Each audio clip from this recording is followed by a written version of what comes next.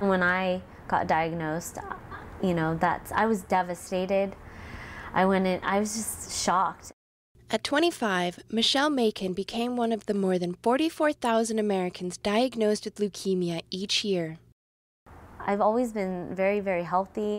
For an active Berkeley grad, used to spending her weekends hiking, Thai dancing, and biking, it hit her suddenly.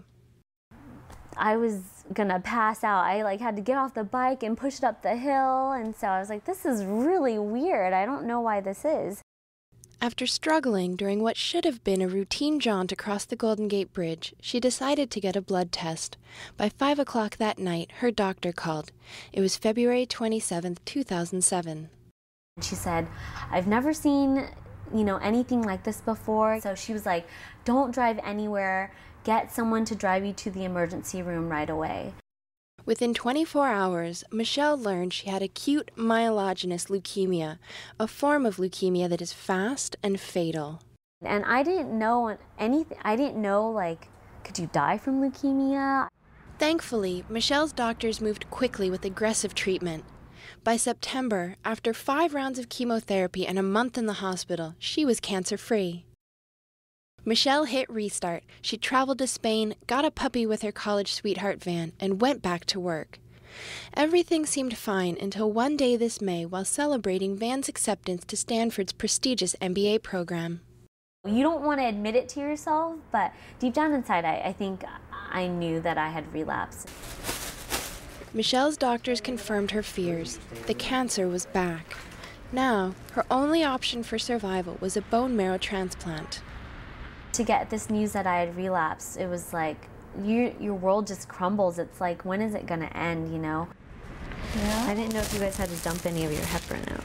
Michelle's prognosis was worse the second time around, and her life became a race against the clock. Getting the news that you relapse, and it was like, you have to get a transplant. There's no choice.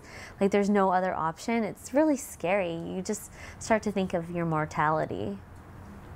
Since Asians make up less than 9% of the predominantly Caucasian bone marrow donor pool, Michelle's odds of finding a match are extremely low.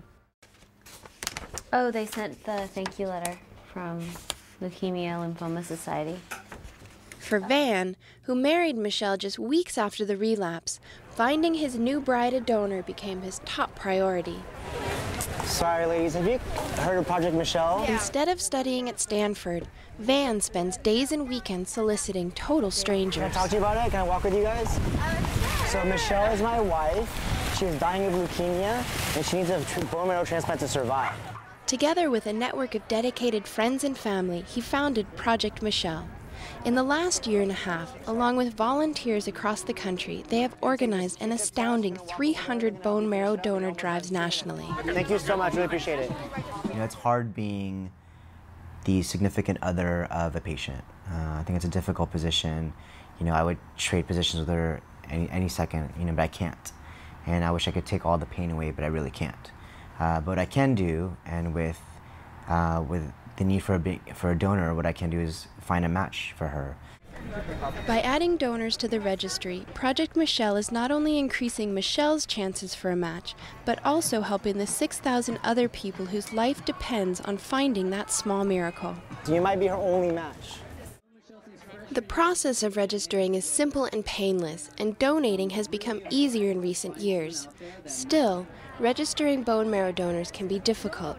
Finding Asian donors is particularly difficult because of deeply held cultural beliefs. Michelle's mother, too, has faced some of these beliefs head-on. And try to explain to people that, break through the tradition and the Vietnamese way of thinking at my generation. Michelle's mom says that some Vietnamese fear that if they donate part of their body, something bad will happen to them. And then you have to go ask everybody to help your daughter. Sit. Shake. Some days I'm like, yeah, really hopeful and optimistic. I'm like, it's gonna be fine. I'm just gonna do things a little differently, but I'm gonna get all of my dreams are gonna come true. And then other days I'm like, no, they're not. Why does it have to be this way? Michelle says she tries to stay optimistic, but some days are harder than others. It's just like, you know, it's scary and changes your whole world. And a lot of times I feel like I've been robbed of my regular life and all the things that I was looking forward to, like just taken away from you, you know, in an instant. And so I'm just a little bitter, I think, at times. 5 months of searching has not yielded a successful bone marrow match, so Michelle and her doctors have moved to Plan B, an umbilical cord stem cell match through a leading cancer center in Seattle. The fact that she relapsed after about 7 months is not a good thing. That's kind of early. Dr. Robert Johnson is Michelle's oncologist. The clock's ticking, and that's why we're moving ahead with Seattle with this cord blood transplant. Cord blood transplants in adults are relatively new and experimental, often making them a last resort. But Michelle's mom doesn't care how her daughter is cured. She just hopes it happens soon.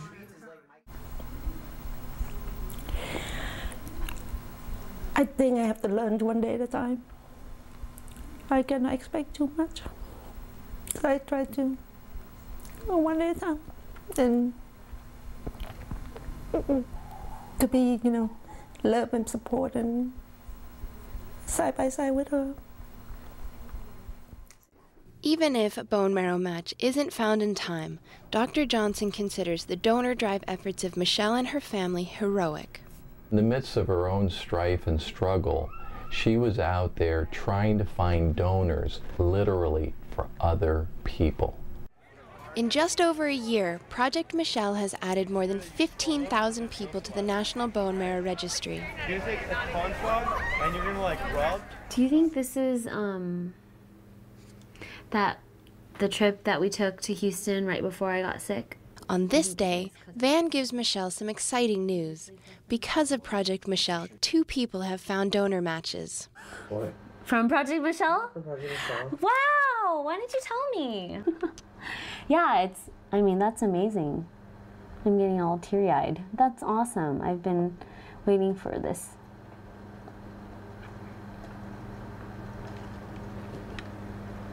I feel like even if we don't find someone for myself, I mean, at least, you know, our time isn't wasted if we find someone for another patient. So that makes me really happy. For Michelle, finding a match for a fellow patient is a very personal victory. Yeah. Huh. Hooray.